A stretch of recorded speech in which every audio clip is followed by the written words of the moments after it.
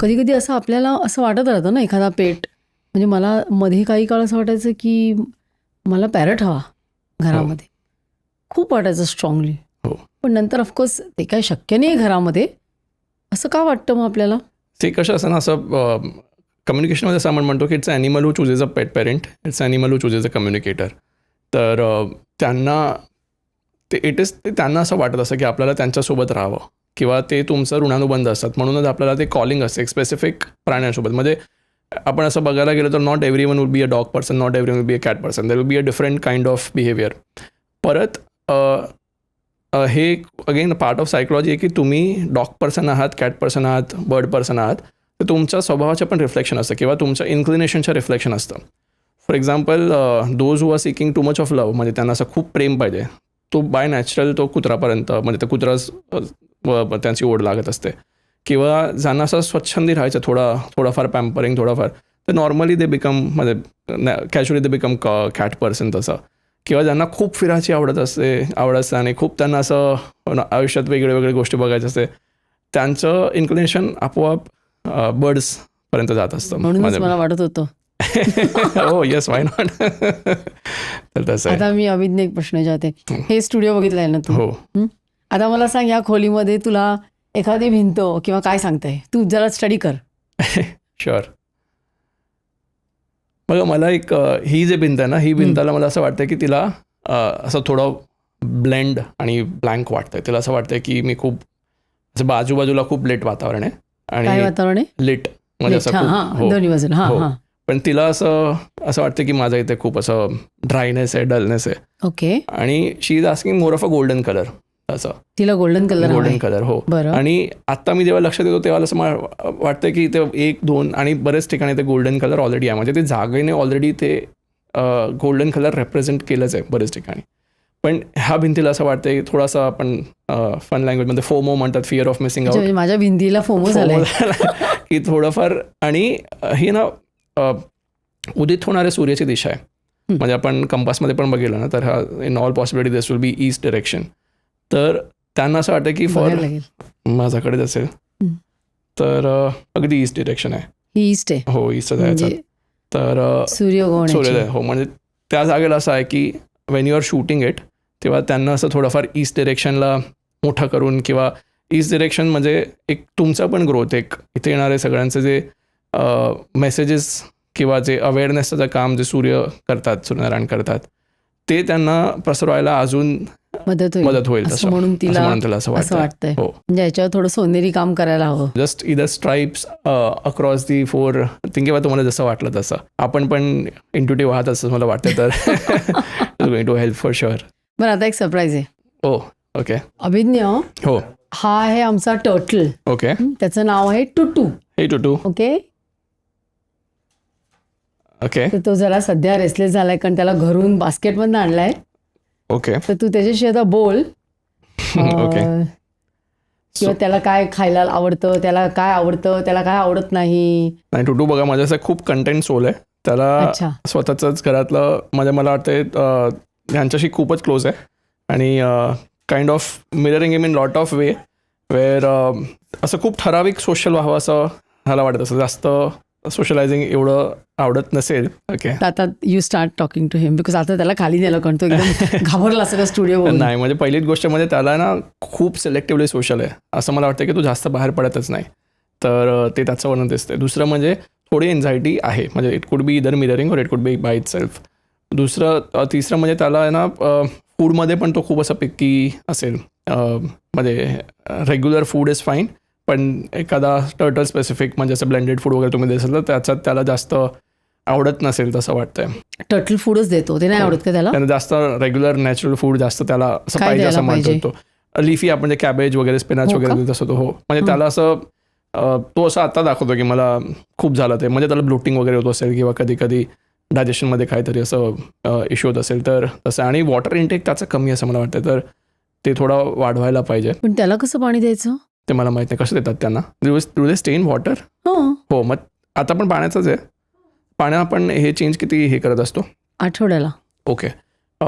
ते थोडा त्याची क्वालिटी चेक करायला पाहिजे, कारण त्याला असं पाहिजे तसं ते म्हणजे बेसिकली मिनरल्स वगैरे त्याला असं मिळत नाही असं वाटतंय. अच्छा.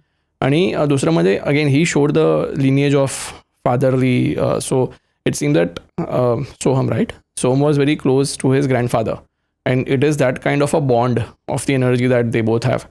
सगळ्यात close he would be with Soham. So तसं आहे. आणि तसं इज व्हेरी कंटेंट, म्हणजे त्याला जास्त असं काहीच आस्क वगैरे नाही आहे, मस्त स्वतःच्या आयुष्यातून देत तसं आहे. आणि तसंच जेव्हा मिररिंग होत असतं तेव्हा सोमदादांचं पण तसंच असेल कदाचित, की एकदम मस्त स्वतःच्या लाईफमध्ये स्वतःचं काम आणि जेवढं जे ते जेवढं करायचं एवढं पिक इज दॅट्स इट. तर असं मिररिंग त्याच्यातनं असं दाखवून गेलं. हेल्थ वाईज मला असं काहीच वाटलं नाही टचवूड, पण ते चांगलंच आहे. आणि is very happy. Is he trying to say something to us? See he sees that there is lot of movement out of house which takes place आणि ही वॉन्ट्स दॅट स्टेबिलिटी थोडीफार. म्हणजे घरातल्या लोकांना असं थोडं एकत्र येऊन थोडं जास्त टाईम स्पेंड करावं.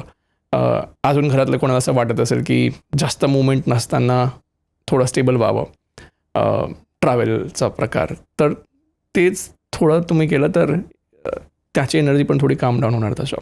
So it's that. He is missing when he is missing that socialising and he is missing that part. Yes. Okay. तर तसं आहे. घरी आपल्या जे आजोबा असतात त्यांना कसं असतं की कुठे गेली माझे बाळ, कधी येणार, तशा प्रकारचं त्याला कन्सर्न आहे. हो, इज वरीड. आणि स्वतःला जास्त बाहेर पडायचं नाही म्हणून मला वाटतं की माझे लोक माझ्या जवळपास असले तरी बरं होईल, जास्त बाहेर व्हायला नको म्हणून. तर तसं. छान, मस्त, छान झालं. खूप छान सांगितलं अभिज्ञ. हो, आज तू इकडे आलास आणि इतकं काय काय छान छान सांगितलंस आणि खूप फॅसिनेटिंग आहे नाही का हे? ॲब्सोल्युटली. आणि मला एक फक्त सांगायचं आहे की आता म्हणजे जेव्हा एक ठिकाणी आपण पेट पेरेंटिंग म्हणजे पेट अडॉप्शन खूप वाटतं आहे, तेव्हा एक रिस्पॉन्सिबल पेट पेरेंटिंगची पण मला एक गरज भासते. कारण कसं असतं की आपण असं म्हणतो की हा माझा बेबी, हा माझा लेकरू आहे, पण एक कुत्राचं आपण उदाहरण घेऊ तर एक माणसाची आयुष्य आपण समजा 70 इयर्स धरली अप्रॉक्सिमेटली, कुत्राची आपण 14 वर्षामध्ये केलं तर 5 years 6 years equivalent is equal to 1 year of dog. म्हणजे 3-4 वर्षासाठी आपण त्यांना बेबी म्हटलं तर ठीक आहे. त्याच्यानंतर ना माझ्या कम्युनिकेशनमध्ये असं बरंच वेळ येतात, ते म्हणतात की तुम्ही आम्हाला बेबी म्हणतात पण आम्ही तुमची काळजी घेतो. म्हणजे इन मेनी अदर वेज तसं. आणि दुसरं म्हणजे आपला घरातलं जे वागणूक आहे किंवा आपण एकमेकांशी सोबत कसं राहतो, एकमेकांसोबत आपण कसं वागतो, त्यांचा पण परिणाम त्यांच्यावर पडत असतं. आणि त्याच्यामुळे एक रिस्पॉन्सिबल पेरेंटिंग, पेट पेरेंटिंग हा एक विषय खूप महत्त्वाचा झाला आहे.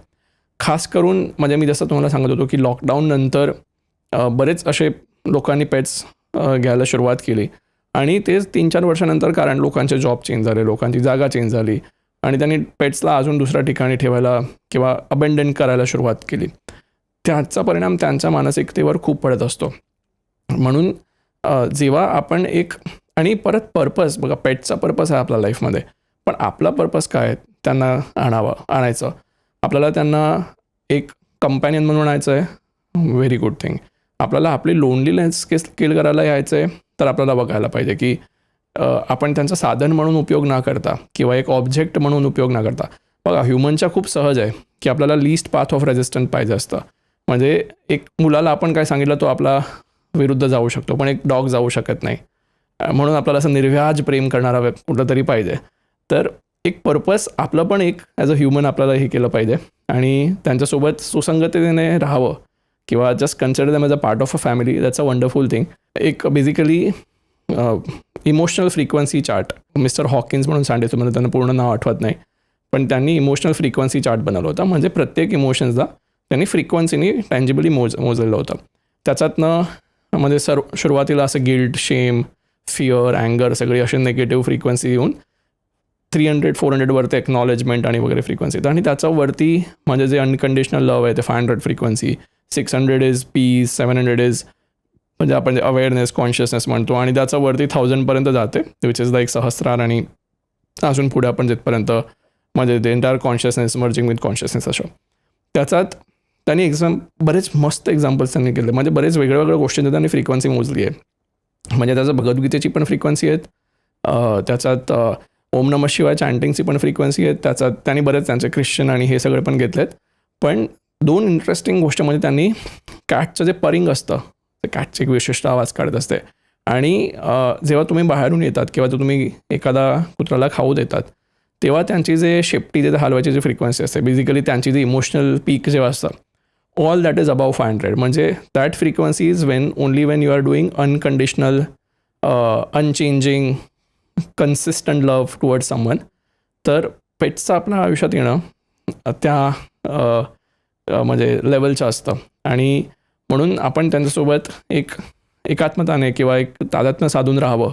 दत्त महाराजांचे कितीच म्हणजे त्यांनी जे गुरु केले होते त्याच्यातनं बरेच काही मुकजीव होते. आणि हाही आपण सगळ्याच ठिकाणी बघतो. स्वामी पण वांजगाळांशी बोलून सांगतात की याला दूध द्यायला सुरुवात, म्हणजे तू दूध दे, किंवा असे बरेच प्रकार आपण आपल्या शास्त्रात बघितलं आहे. आणि म्हणजे त्याच विचारधारेत परत समन्वय करावा. कारण आपल्याला असं माणसाला असं वाटलं की आता आपण 2 लेगेड आहोत, आपण खूप प्रोग्रेस केलं, पण आपण आपल्या रूट्सला विसरलो आहेत.